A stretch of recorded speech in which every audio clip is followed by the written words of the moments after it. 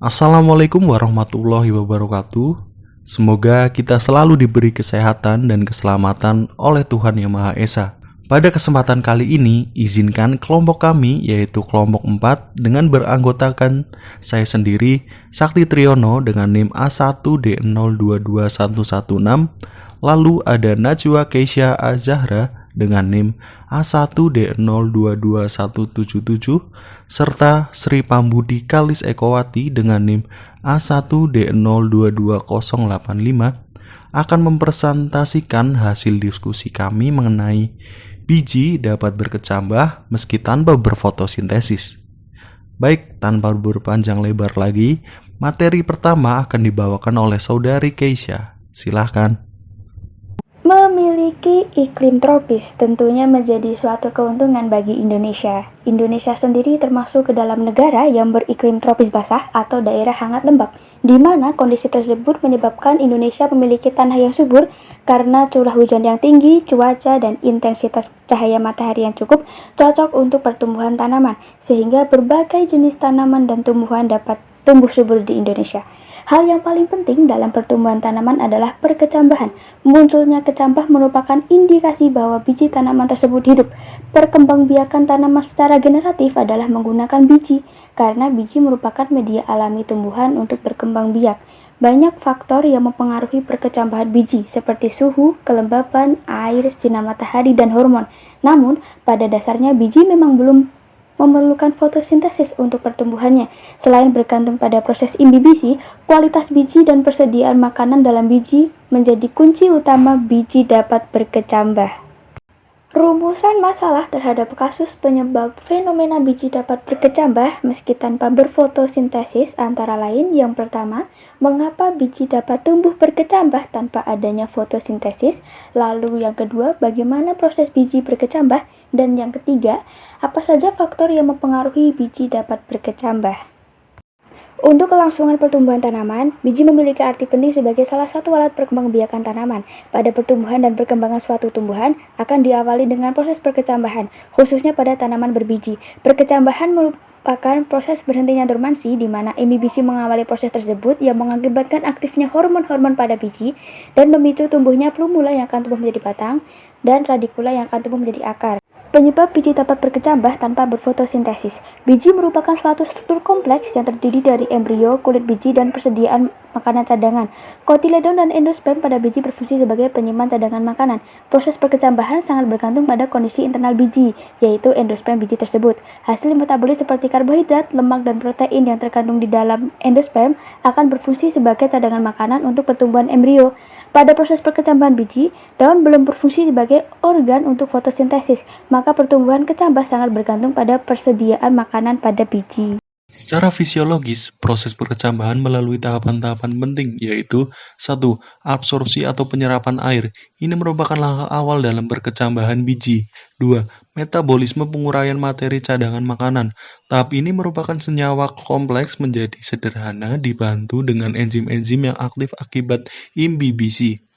3. Transport materi hasil penguraian dari endosperm ke bagian embrio yang aktif tumbuh. Biji belum mempunyai jaringan pengangkut, jadi pengangkutan dilakukan secara disfusi. Keempat, proses-proses pembentukan kembali atau asimilasi.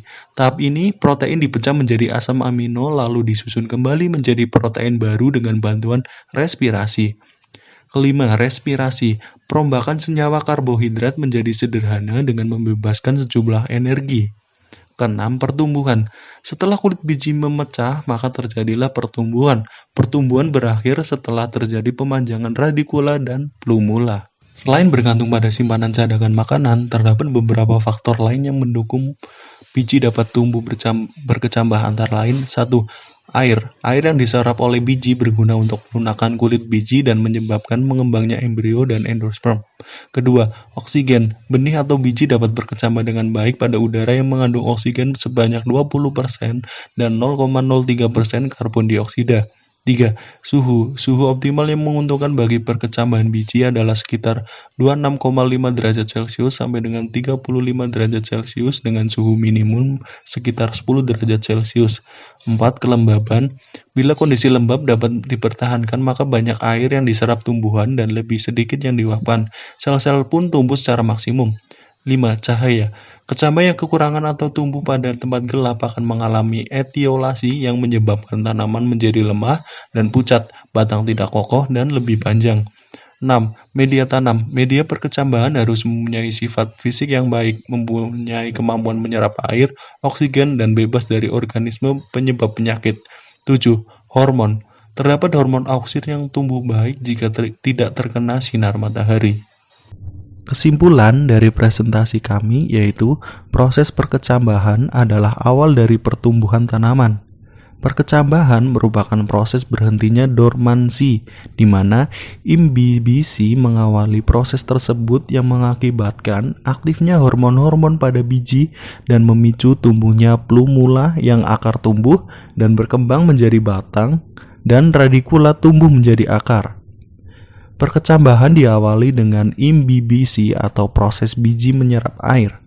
Pada proses perkecambahan biji, daun belum berfungsi sebagai organ untuk berfotosintesis. Maka pertumbuhan kecambah sangat bergantung pada persediaan makanan pada biji. Penyimpanan cadangan makanan pada biji terletak pada kotiledon dan endosperm. Tahapan-tahapan penting dalam proses perkecambahan yaitu proses imbibisi, penguraian cadangan makanan, transport materi hasil penguraian dari endosperm ke bagian embrio yang aktif, tumbuh, asimilasi, respirasi, dan pertumbuhan. Selain bergantung pada simpanan cadangan makanan, terdapat beberapa faktor lain yang mendorong biji dapat bertumbuh dengan berkecambah, seperti air, oksigen, suhu, kelembaban, cahaya, media tanam, serta hormon. Baik, sekian dari kelompok kami. Bila ada salah kata dan sesuatu yang tidak berkenan, kami segenap dari kelompok 4 mohon maaf. Sekian, terima kasih. Wassalamualaikum warahmatullahi wabarakatuh.